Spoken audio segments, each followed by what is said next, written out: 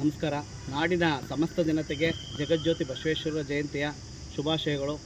ಏನು ನಾಡು ಕಂಡ ಅಚ್ಚರಿಯ ನಾಯಕ, 12ನೇ ಶತಮಾನದ ಹೋರಾಟಗಾರ, ಸಮಾನತೆ ಮತ್ತು ಜಾತಿ ವಿಚಾರದಲ್ಲಾಗಲಿ ಎಲ್ಲ ವಿಚಾರದಲ್ಲೂ ಕೂಡ ಕಲ್ಯಾಣ ಅನುಭವ ಮಂಟಪವನ್ನು ಮಾಡಿರೋ ವಿಚಾರದಲ್ಲಾಗಲಿ ಜಗಜ್ಯೋತಿ ಬಸವೇಶ್ವರರವರ ಕೊಡುಗೆ ಅಪಾರವಾದದ್ದು.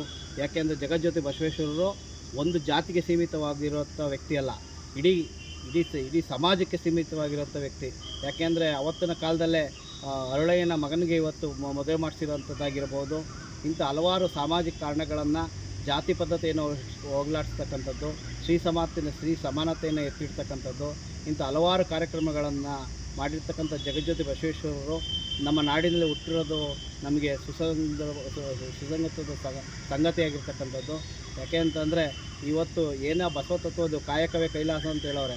ಕಾಯಕವನ್ನು ಕಾಯಕ ಮಾಡ್ತಾನೆ ನಾವು ಭಗವಂತನ ಕೈಲಾಸ ನೋಡ್ಬೋದು ಅಂತೇಳಿ ಇಷ್ಟಲಿಂಗ ಪೂಜೆಯನ್ನು ತಂದರು. ಯಾಕೆಂದರೆ ನಾವೆಲ್ಲೆಲ್ಲ ಹೋಗಿ ದೇವಸ್ಥಾನಕ್ಕೆ ಸಾವಿರಾರು ಕಿಲೋಮೀಟ್ರ್ ಹೋಗೋದು ಬದಲು ಭಗವಂತ ನಮ್ಮಲ್ಲೇ ಇದ್ದಾನೆ, ನಮ್ಮ ಹೃದಯದಲ್ಲೇ ಇದ್ದಾನೆ, ನೀವು ಇಷ್ಟಲಿಂಗ ಪೂಜೆ ಮಾಡಿ ಅಂತೇಳಿ ಇಷ್ಟಲಿಂಗ ಪೂಜೆಯನ್ನು ತಂದರು.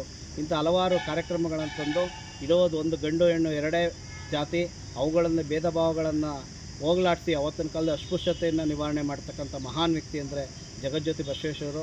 ಅವರು ಕೊಡುಗೆ ಈ ಸಮಾಜಕ್ಕೆ ಅಪಾರವಾದದ್ದು.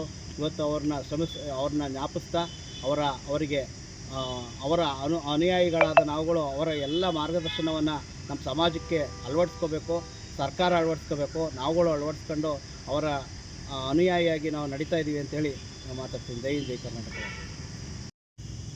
ಕೆ ಎಸ್ ರಾಜೇಶ್, ವೀರಶೈವ ಮಹಾಸಭಾ ತಾಲೂಕು ಯುವ ಘಟಕದ ಮಾಜಿ ಅಧ್ಯಕ್ಷರು, KR ಪೇಟೆ.